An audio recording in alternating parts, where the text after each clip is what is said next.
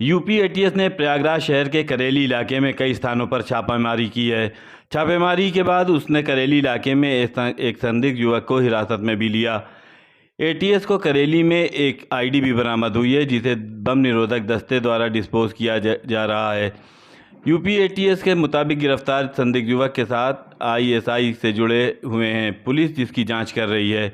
UP के ADG कानून व्यवस्था प्रशांत कुमार के मुताबिक यूपी में आज लखनऊ, प्रयागराज, प्रतापगढ़ और रायबरेली में एक साथ छापेमारी की गई, जिसमें 3 लोग गिरफ्तार हुए हैं। एटीएस आरोपियों से पूछताछ कर रही है। यूपी एटीएस के द्वारा एक महत्वपूर्ण सफलता हासिल करते हुए आईएसआई स्पॉन्सर्ड मॉड्यूल को बस्ट किया गया है तथा 3 लोगों को हिरासत में लिया गया है। यह सफलता उस समय हासिल हुई जब 4 जनपदों में एक साथ रेड की गई। ये जनपद लखनऊ, रायबरेली, प्रतापगढ़ तथा प्रयागराज हैं। एक लाइव आईडी भी प्रयागराज जनपद से बरामद हुआ है, जिसको मौके पे बॉम्ब डिस्पोजल स्क्वाड के द्वारा निष्क्रिय या निष्प्रयोजित किया जा रहा है। आगे की पूछताछ जारी है।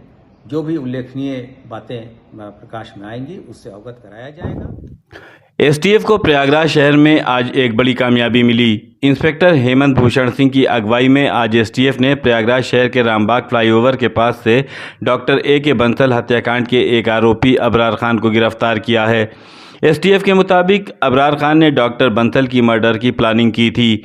अबरार खान पर पुलिस ने 50,000 का इनाम रखा था। जनवरी 2012 को प्रयागराज शहर के रामबाग इलाके के जीवन ज्योति हॉस्पिटल में डॉक्टर ए.के. बंसल की गोली मारकर हत्या कर दी गई थी, जिस मामले में ये तीसरी गिरफ्तारी है। और किस टीम ने उसको पकड़ा? ये एसटीएफ मुख्यालय लखनऊ की टीम है। ये एक बहुचर्चित हत्याकांड हुआ था डॉक्टर बंसल जी का, जिसमें ये आदमी वांछित चल रहा था, जिसके ऊपर 50,000 रुपये का इनाम था। इसका नाम इब्रार मुल्ला है, जो जनपद प्रतापगढ़ का रहने वाला है, जिसके ऊपर ये आरोप लगा हुआ था कि ये प्लानर है इस घटना का। इसके खिलाफ और भी मामले दर्ज हैं? किस तरह का अपराधी है? साइलेंट अपराधी है और इसके अपराध इतिहास के बारे में जानकारी की जा रही है। अभी तक एक अपराध आई है जानकारी में, जिसमें 302 का अपराध कीटगंज थाने में पंजीकृत है। कितने लोग अब तक पकड़े जा चुके हैं बंसल हत्याकांड में? बंसल हत्याकांड में 3 लोग पकड़े जा चुके हैं अब तक।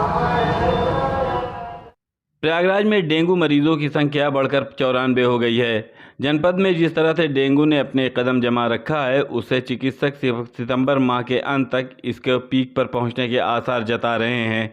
रोकथाम की कवायद, एंटी लार्वा के छिड़काव व जागरूकता कार्यक्रमों पर एक अदने से मच्छर का डंक हावी है।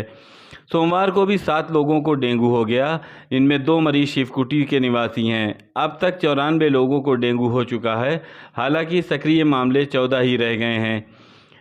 कई नए इलाकों में भी डेंगू होने लगा है। डेंगू की शुरुआत गोविंदपुर, चिल्ला बस्ती और शिवकुटी से हुई थी। अब ये शहर के कई बड़े क्षेत्रों गंगा पार और जमुना पार में भी फैल चुका है। मच्छरों को नष्ट करने के लिए मलेरिया विभाग का प्रयास पूरी तरह से कामयाब नहीं हो पा रहा है। मलेरिया विभाग ने प्रयागराज रेलवे कॉलोनी, बघाड़ा, सोबतिया बाग, सुल्तानपुर भावा और कालाडांडा में एंटी लार्वा का छिड़काव किया। इस बीच शिवकुटी में 2, मेवराबाद में 1, सुलेमसराय, धूमनगंज, छोटा बघाड़ा और नया कटरा में 1 मरीज में डेंगू की पुष्टि हुई। वर्तमान में 9 लोग ही अस्पताल। प्रयागराज एयरपोर्ट के खाते में एक खास उपलब्धि दर्ज हो गई है। 3 वर्ष से भी कम समय में प्रयागराज एयरपोर्ट में 10 लाख से ज़्यादा हवाई यात्रियों की आवाजाही हो गई। प्रयागराज, लखनऊ और वाराणसी के बाद प्रदेश में तीसरा ऐसा एयरपोर्ट हो गया है जहां 10 लाख से ज़्यादा मुसाफिरों का आवागमन हुआ। एयरपोर्ट प्रशासन इसे एक बड़ी उपलब्धि मान रहा है। प्रयागराज एयरपोर्ट के सिविल टर्मिनल का उद्घाटन कुंभ मेले के पूर्व 16 दिसंबर 2018 को प्रधानमंत्री नरेंद्र मोदी ने किया था। हालांकि यात्रियों के लिए नया टर्मिनल 1 जनवरी 2019 को ही खोला गया।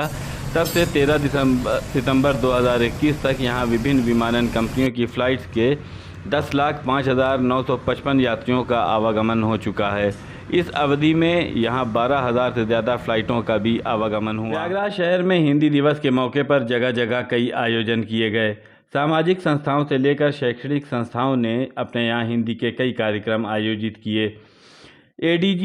एडीसी में आईजी केपी सिंह की अगुवाई में शिक्षा दिवस पर कार्यक्रम संपन्न हुआ, तो वहीं इलाहाबाद विश्वविद्यालय में हिंदी दिवस पर एक कार्यक्रम का आयोजन हुआ। सामाजिक संस्था सखी संघ ने भी इस मौके पर एक कार्यक्रम का आयोजन किया। हिंदी दिवस को आज हम इस तरीके से मना रहे हैं। एक प्रयास है संस्कार वाटिका का, बहुत ही सुंदर पहल इन्होंने आज की है। संस्कार वाटिका ने का प्रयास है कि आज जो हिंदी दिवस है हमारा, उस पर हम छोटी सी पहल है लेकिन बहुत सुंदर पहल है कि जो हमारे हिंदी साहित्यकार हैं उनके नाम से हम रक्तदान करें। आज हम लोग संस्कार वाटिका के प्रयास से और सहयोग से यहाँ पहुँचे हैं पूरी सभी टीम के साथ। मैं हिंदी दिवस पर इतना ही कहना चाहूँगी कि हिंदी दिवस हमारा एक मातृभाषा है, मुझे इसको जीवित रखना चाहिए और अपने बच्चों को, बुजुर्ग तो जानते ही हैं, बच्चों को भी इंग्लिश तो सभी लोग बोलते हैं, हिंदी पर अपने गर्व करना चाहिए। हमारे निराला जी जो रहे बिना चप्पल के चलते थे, उनको हम लोग भूलते जा रहे हैं। हमारा जो युवा पीढ़ी आ रही है, सब लोग भूलते जा रहे हैं। उनको नमन करते हुए मैं हिंदी दिवस के साहित्यकारों को नमन करते हुए यहाँ हम लोग पूरी सखी संघ की टीम की तरफ से और संस्कार वाटिका की तरफ से सभी को सादर नमन करती हूँ और धन्यवाद देती हूँ कि हिंदी दिवस पर सब लोग अपने को गर्व करें और प्राउड फील करें। इंग्लिश से एक शब्द आ गया। नमस्कार, धन्यवाद। देखिए, हिंदी दिवस ये अकेले एक दिन का दिवस नहीं होना चाहिए, जो मेरा मानना है, क्योंकि हिंदी दिवस यह हमारे लिए 365 दिन के लिए है और यदि हम इसको एक दिन के रूप में मनाते तो ये हमारे लिए एक पर्व है। जैसे होली और दीपावली हमारे जीवन में आती है, वह हमारे लिए एक पर्व होता है, लेकिन हम होली और दिवाली से संस्कार जीते हैं, उसको हम पूरे अपने जीवन में प्रतिदिन जीते हैं। तो यह हिंदी दिवस एक दिन का नहीं है। आज हम लोग प्रेमचंद निराला को स्मरण करते हुए हम लोग को यह सोचना चाहिए कि अगर हम लोग प्रेमचंद को न पढ़े होते और विलियम शेक्सपियर को ही पढ़ के अगर हमारा जीवन चलता तो शेक्सपियर अमीर घर से आते और हम प्रेमचंद के घर की गरीबी को हम जान न पाते। तो यह दुर्भाग्यपूर्ण है, लोग अंग्रेजी के पीछे भाग रहे हैं। आज इस अवसर पे संस्कार वाटिका न्यास जो निःशुल्क गरीब बच्चों को पढ़ाती है, उनके कार्यकर्ताओं ने मिलकर रक्तदान किया है और यह रक्तदान, जैसे हम लोग कहते हैं कि रक्तदान एक महादान है, तो इस महादान के आज हम लोग भागीदारी बन रहे हैं। ये मैं अपने लिए भी बहुत सौभाग्य का क्षण समझता हूँ और उसके साथ साथ हमारे सहयोगी के रूप में सखी संघ थी, उसका मैं बहुत धन्यवाद देता हूँ। और ये हम सब के लिए सौभाग्य का क्षण है, हम सबको आगे आना चाहिए और रक्तदान करना चाहिए। बहुत बहुत धन्यवाद।